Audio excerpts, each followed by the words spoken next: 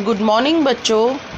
10th class आज मैं आपके साथ शेयर कर रही हूँ वर्कशीट नंबर 46 जो कि 19/10/2020 के लिए है।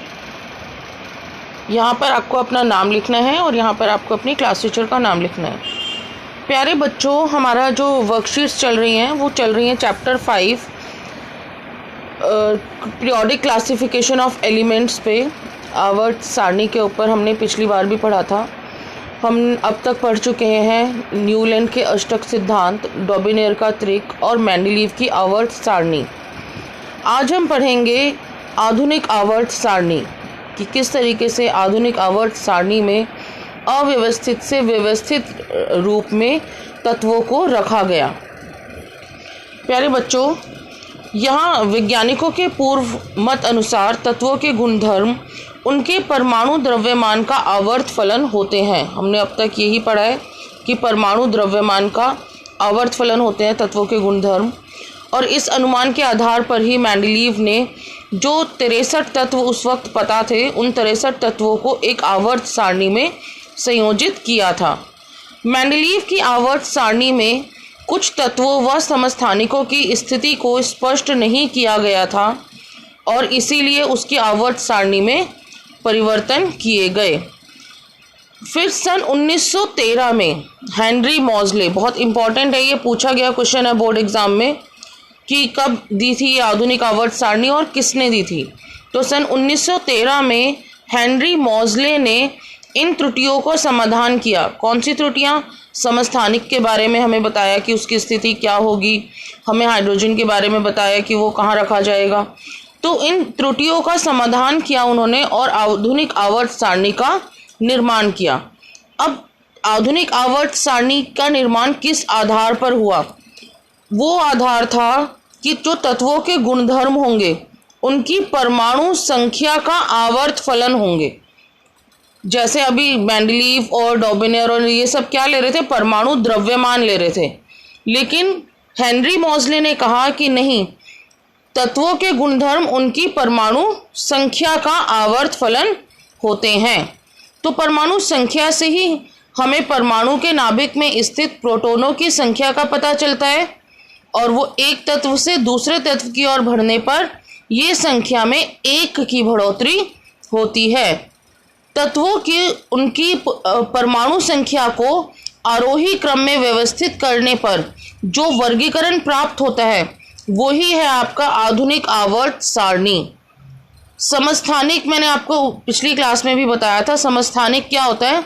वो तत्व जिनमें परमाणु संख्या समान होती है लेकिन परमाणु द्रव्यमान भिन्न होता है, ये होते हैं आपके समस्थानिक। ठीक है बच्चों, यहाँ पर आपको ये दी हुई है 2019 तक की जानकारी के मुताबिक 118 हमें रासायनिक तत्व पता है।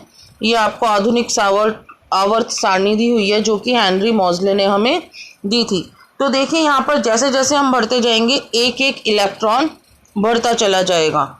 हाइड्रोजन का 1 होता है, हीलियम के 2 होते हैं, लिथियम 3, बेरिलियम 4।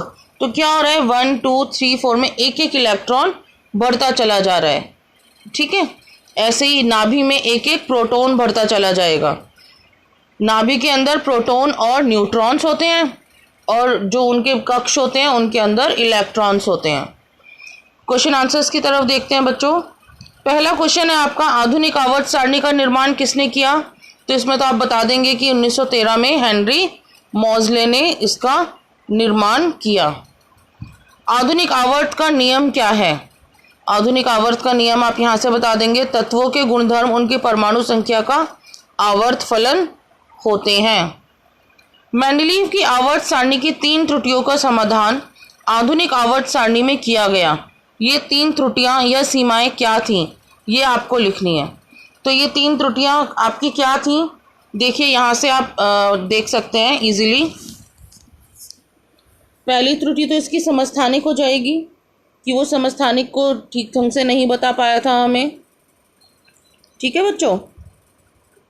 दूसरी त्रुटि में हम बता देंगे कि उसने परमाणु द्रव्यमान लिया था, जबकि यहाँ पर आधुनिक आवर्त सारणी के अंदर परमाणु संख्या ली गई है। यहाँ देखिए प्रश्न 3 का उत्तर ये हो सकता है, आधुनिक आवर्त सारणी द्वारा मेंडलीव की आवर्त सारणी में त्रुटियों का निवारण।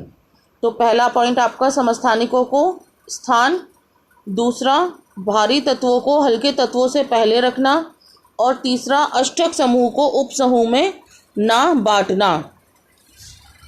आधुनिक आवर्त सारणी में समस्थानिकों की स्थिति पर हमें टिप्पणी करनी है। अब अगले प्रश्न के अंदर तो इसके अंदर आप क्या लिख सकते हैं, परमाणु संख्या पर आधारित होने के कारण समस्थानिकों को एक ही समूह पर रखा गया। और जो आपकी अगला इसका बी पार्ट है, यहाँ कोबाल्ट और निकिल के स्थान कैसे निर्धारित किए गए, क्योंकि मेंडलीव ने तो एक ही स्थान पर रखा था कोबाल्ट और निकिल को।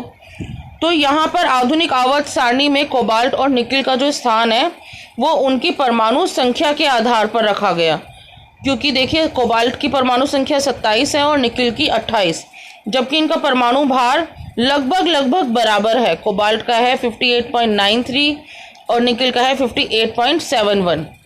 तो यहाँ से आपका आधुनिक आवर्त सारणी परमाणु संख्या पर आधारित है, अतः क्रमानुसार कोबाल्ट को निकिल से पहले स्थान मिलेगा और इसी के आधार पर हम इसको लिख देंगे। ठीक है बच्चों, आशा करती हूँ आपको आज की वर्कशीट अच्छे से समझ आ गई है। Thank you.